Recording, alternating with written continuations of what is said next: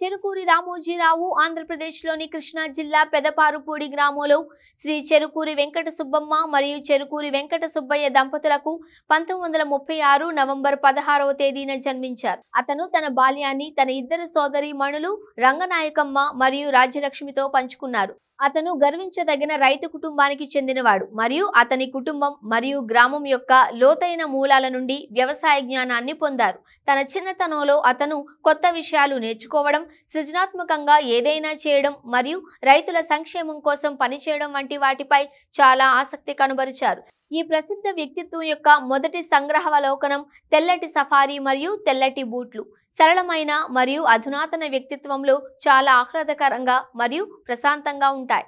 సాహిత్యంలో విద్యాభ్యాసం తర్వాత అతను విజయవంతమైన వ్యాపారవేత్త మరియు మీడియా వ్యవస్థాపకుడు అయ్యారు. రమాదేవిని వివాహం చేసుకున్నారు.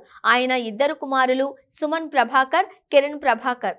తన పరిధి మేరకు వ్యాపారాలు చేపట్టారు.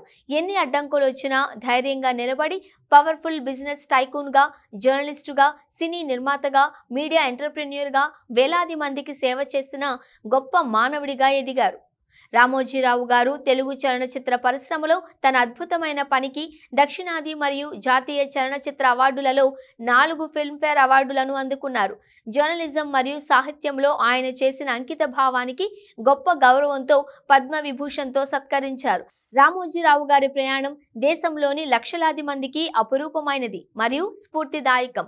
1996లో ప్రారంభమైన ప్రపంచంలోనే అతిపెద్ద ఫిల్మ్ స్టూడియో రామోజీ ఫిల్మ్ సిటీకి ప్రముఖ వ్యక్తి చైర్మన్గా ఉన్నారు. ఇది చాలా మంది ఉద్యోగుల జీవనోపాధి మరియు ప్రపంచవ్యాప్తంగా వేలాది మందికి వినోద ప్రదేశం. ఆర్ఎఫ్సి యజమానిగా రామోజీరావు తన శక్తివంతమైన చిత్రాలతో మహిళల హక్కులు, సమానత్వానికి న్యాయం మరియు అనేక ఇతర మానవ సంక్షేమ చిత్రాలతో తెలుగు ప్రేక్షకుల హృదయాలలో విశేషమైన స్థానాన్ని పొందారు. సినిమాలకు స్క్రిప్ట్లను ఎంచుకొని ప్రేక్షకుల ముందుకు తీసుకురావడంలో రామోజీరావుది ప్రత్యేక శైలి.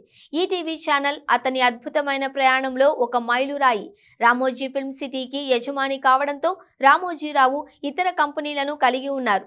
తన అద్భుతమైన కృషితో దానిని ఎక్సలెన్స్ స్థాయికి తీసుకొచ్చారు. అతను 1995లో ఈటీవీ నెట్వర్క్ ఛానల్లో 12 ఛానళ్ల సమూహాన్ని ప్రారంభించారు. వివిధ భాషలలో వినోద వనరులతో సమాచారాన్ని ప్రసారం చేశారు.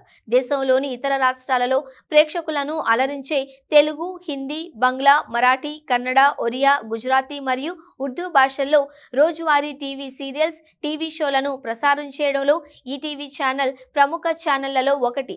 రైతుల జీవితాలను, వివిధ పొలాల సాగు పద్ధతులను చిత్రీకరిస్తూ అన్నదాత పేరుతో ఒక మార్నింగ్ షోను ఛానల్ ప్రసారం చేయడం ప్రారంభించింది.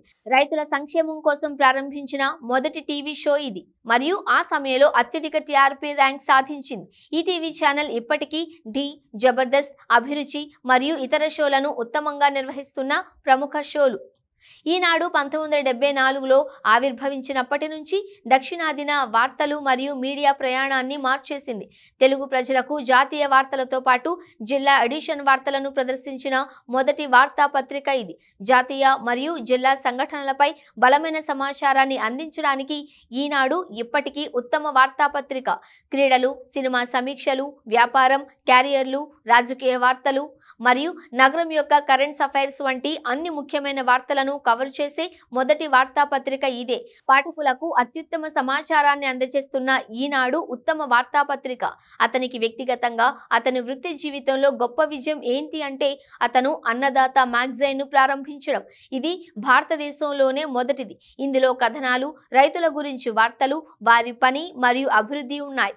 వ్యవసాయ కుటుంబం నుండి పెరిగిన రామోజీరావు గారు ఎల్లప్పుడూ రైతుల సంక్షేమం కోసం పనిచేయాలని కోరుకున్నారు మరియు ఇది రామోజీరావు గారి హృదయానికి చాలా దగ్గరగా ఉంది. తరువాత ఈటీవీ ఛానల్లో ప్రత్యేకంగా వ్యవసాయం, సాంకేతికత, వ్యవసాయ పద్ధతులను ప్రసారం చేస్తూ అన్నదాత టీవీ షోను కూడా ప్రారంభించారు. చదువు 1980లో ప్రారంభించిన ప్రియా ఫుడ్స్ ఏడాది పొడవునా అదే పచ్చి పచ్చళ్లతో ప్రతిసారి ఊరగాయలు, సావరీస్, మసాలాలు, తినదగిన నూనెలు మరియు ఇతర మిఠాయిల రుచిని ప్రజలకు పరిచయం చేసింది.